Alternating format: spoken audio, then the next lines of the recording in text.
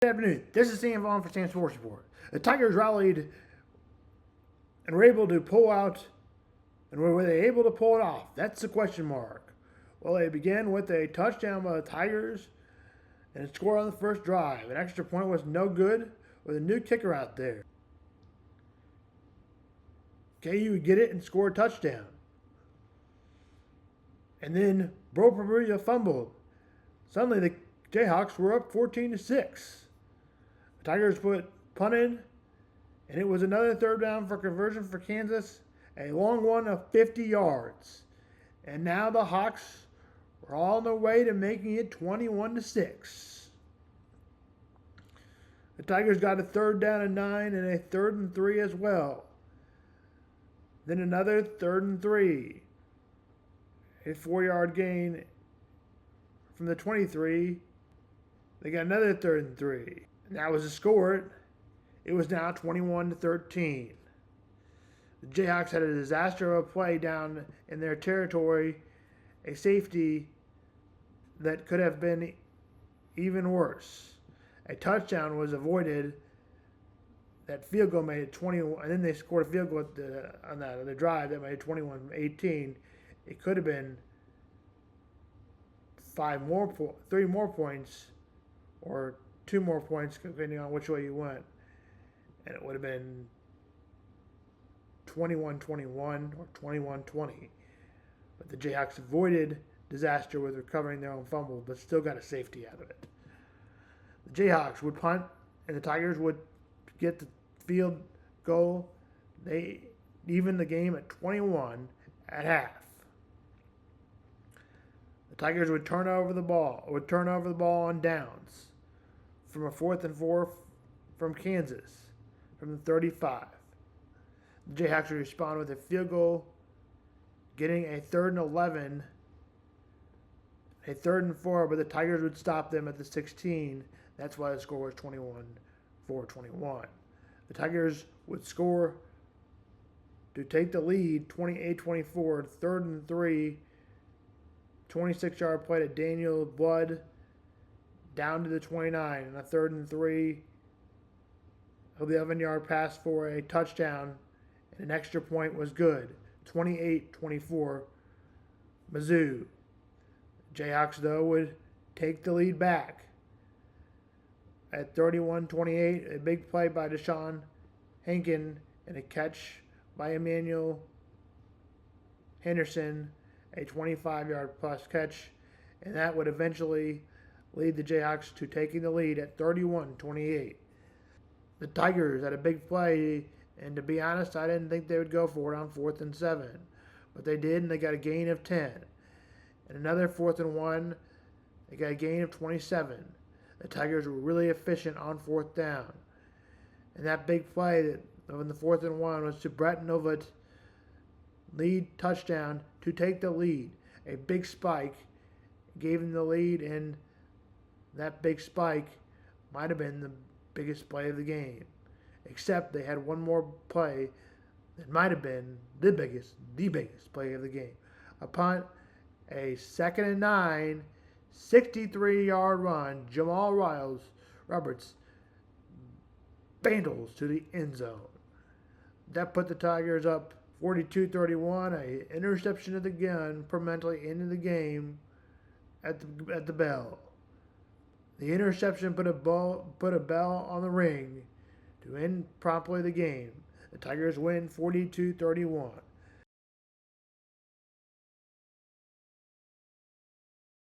Wildcats and Army, Kansas State started a touchdown on a 32-yard play. Cats led 10-0. A field goal made him lead 13-0. You thought it was over. Army touchdown at the bell before the half made it 13-7. It was a grueling drive that made it 13-7. Army would start off the second half of the punt, and then it led to an Army touchdown which gave them the lead at 14-13. And after that, they would score a touchdown with the Cats. It went 21-17. A field goal was good by Army too. on a 4th and 4 converted from the 50, a 14-yard touchdown to make it 21, 24, 21, Navy. The Cats would turn over the ball and promptly end the game. The final score was 24-21.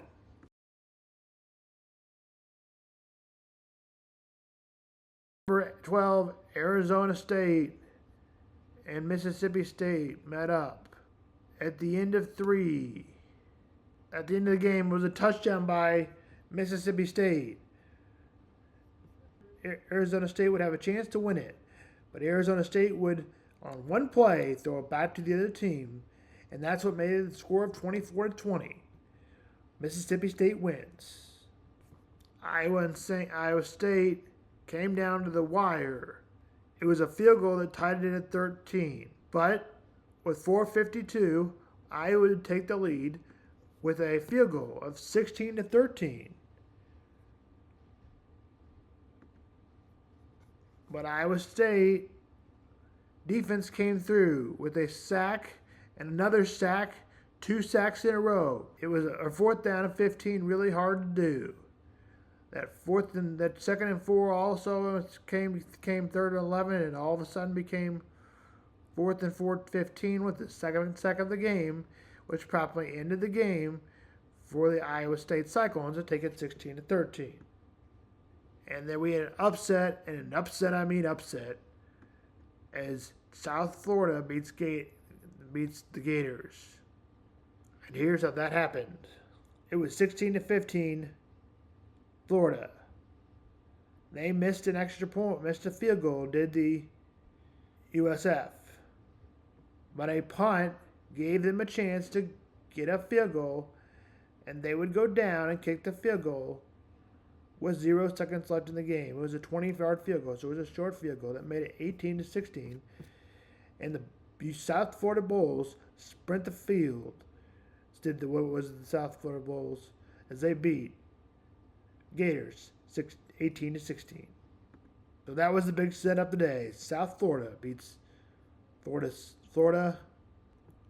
Oklahoma had a field goal to give them the 11-point lead, which prompted them to win 24-13.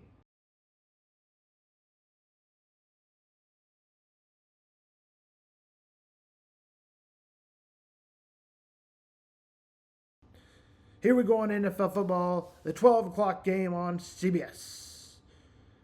NFL game, Jets versus Steelers. Swap quarterbacks for Aaron Rodgers and Justin Fields. Take over as the Jets as a big test, both in debuts. Storyline, new head coach Aaron Glenn. The rest of the culture, rookie Aaron Mabu faces TJ Watt in a huge mismatch. Steelers storyline. Pittsburgh added Rodgers, DK Metcalf, Jalen Ramsey preparing a Rams roster. Matchup Sauce Gardner versus DJ Metcalf versus Fields' mobility on pressure. How is he going to do? Steelers favored by 3. Expect a low-scoring game. The game is on CBS, 12 o'clock. I'm taking the Steelers 26-20. We'll go ahead and preview the Giants and Commanders. I don't think it's on TV, but we'll go ahead and preview it since I've got it up.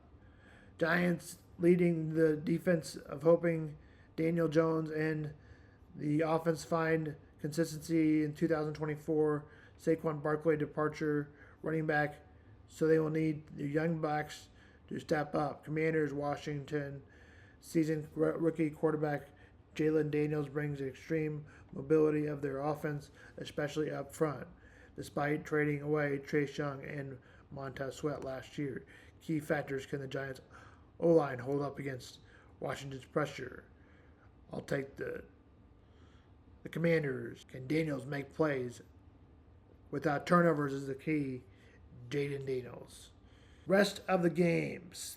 The Titans and Broncos open the season Sunday in Denver, Tennessee. To the key, Cam Moore who will be tested immediately by strong Broncos miles high environment. The Titans' offensive line have been ramped to protect him, while defensive prices like L'Jarius Sneed and Tyron Muff will be toughness on the defense.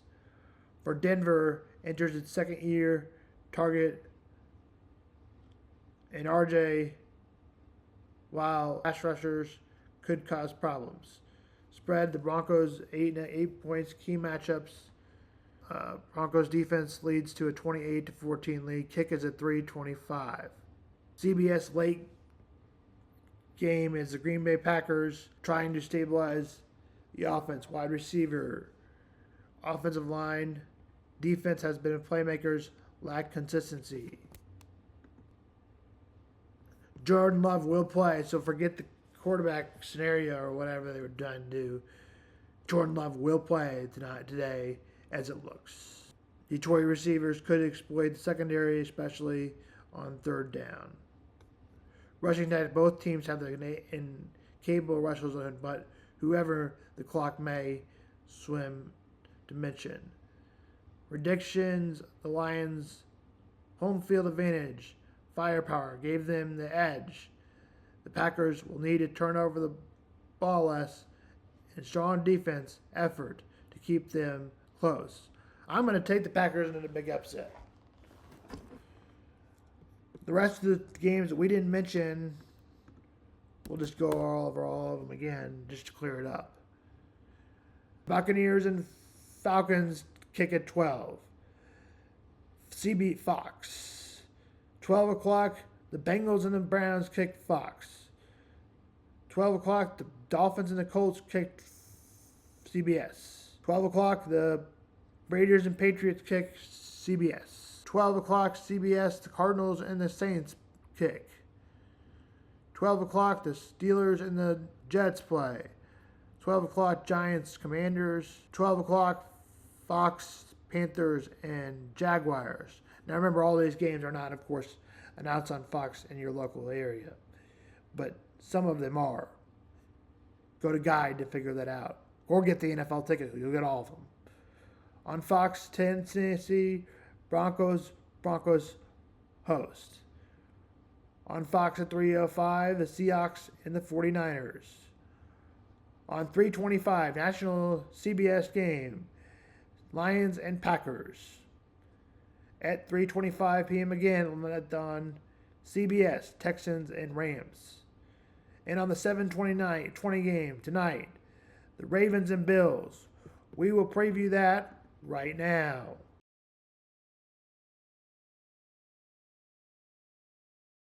Josh Allen, but back to Lamar Jackson. As his offense has been humming, will the dual threat quarterback be able to beat Josh Allen? Leads to the Buffalo attack. He can strike through the air. He can also run it. The Ravens lead Lynn on the running game. Physical defense looking tempo and limiting Allen's deep shots. Buffalo, meanwhile, is testing the secondary of Stephon Diggs in their vertical passing game. There's only one likely. Comes down to turnovers in red zone and with two top 10 contenders trying to make an early statement. The Ravens are the favorite by 1.5. This game kicks in Buffalo, but the Ravens are still favored. Despite that, 7:20 is the kick. That's Sam Vaughn Sports. Have a good Sunday kickoff.